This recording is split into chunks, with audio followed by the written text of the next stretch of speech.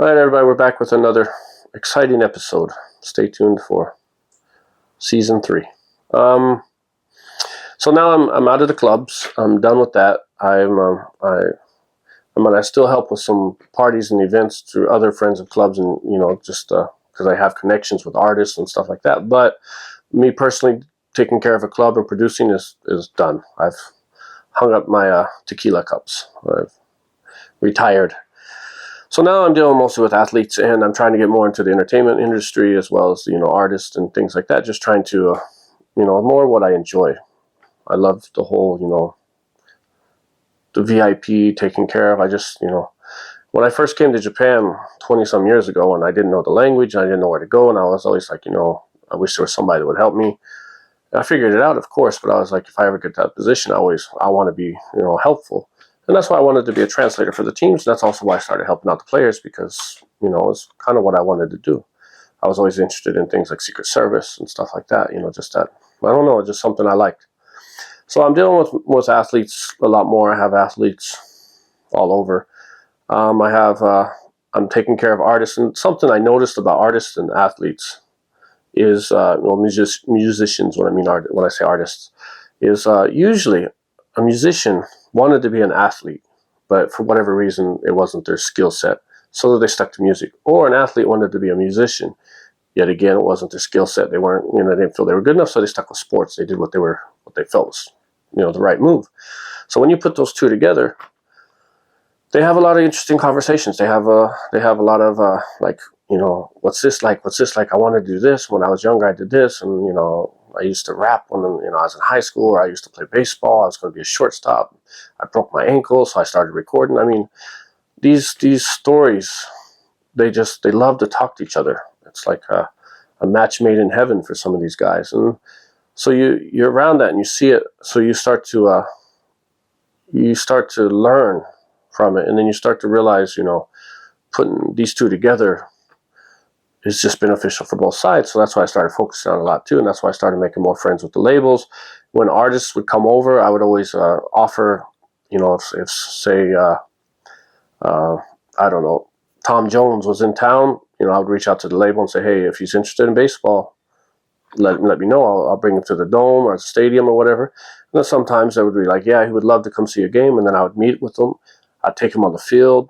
I'd get him passes, and they'd meet Kroon and stuff. And it would be good promotion for them because they'd be in the newspapers the next day. So-and-so came and saw the team, so the team won, so-and-so was there. And it really worked out for both sides. And then the labels really started to like me for this because I was helping them sell albums, to say, because it was free promotion. Putting the front page in the newspaper would probably cost a few dollars, but showing up at the Tokyo Dome or wherever, taking a picture with one of the superstars or one of the players, or some player that's using their music to come out to, was just free promotion. So labels started reaching out to me more. Hey, we got these CDs. Could you hand them out? We have this artist coming in. Is there any chance we could get him to meet this player? And that's where I started networking with artists and the baseball. And everybody really enjoyed it because they wanted to meet the artists, and the artists wanted to meet the players. And you get a lot of foreign players over here that used to be in the major leagues over there, and some of them have huge names. Some of them were coming up to the ranks, and they just came over here because it was a good contract. I mean, it just depends on the situation, but they're here, and artists are here too. So put them together, and then actors usually, when they come over here, it's for a movie premiere or movie-related publicity. Sometimes on their free time, but they're on a movie tour, to say, like a promo tour, publicity tour.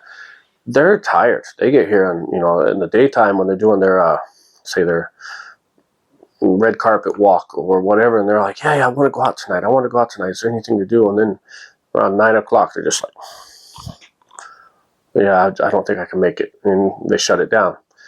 For whatever reason, artists just always seem to have a little more energy, a little more drive to go out and do, have some drinks and talk. They don't want to just stay in the hotel room. But actors and actresses, they like to shut it down pretty early. So that's how that all started working out. That's why I started using those connections, and I started, becoming close with even the studios like Warner and Sony and Universal. And, if they had an actor coming, I would always just throw the invite out there. Usually their schedule was too tight, but sometimes they would stop by, or you know, they wanted to see a game. Somebody, you know, they wanted to meet somebody that was here, that, you know, their son's a fan of somebody, get an autograph for him, or, you know, whatever. And it was like the Tom Hanks thing, you know, his family all loved baseball, so giving them autograph bats from Japan was just huge. So that's kind of how that entire networking industry took place. I just, if I found out somebody was coming, I'd just reach out to the label or the studio and be like, hey, if they want to come to a game, let me know. And usually the label or the studio would invite me to a party or something with those people there, and then I would meet them and just put the offer on the table myself, say, hey, I manage, you know, Kroon, or I manage whoever. If you ever want to come to a game, sometimes they'd be like, yeah, I think we have time tomorrow. Sometimes they'd be like, well, this time's a little difficult. And then sometimes they'd be like, yeah, I'm not a baseball fan. So it's like I had a skeleton key, and it opened up 90% of the doors. The other 10%, you know, figure out another way to open those doors. So that's how that took off. So now from these stories coming on, you're going to hear how different people met different people and how we connected and stuff. So hope you enjoyed.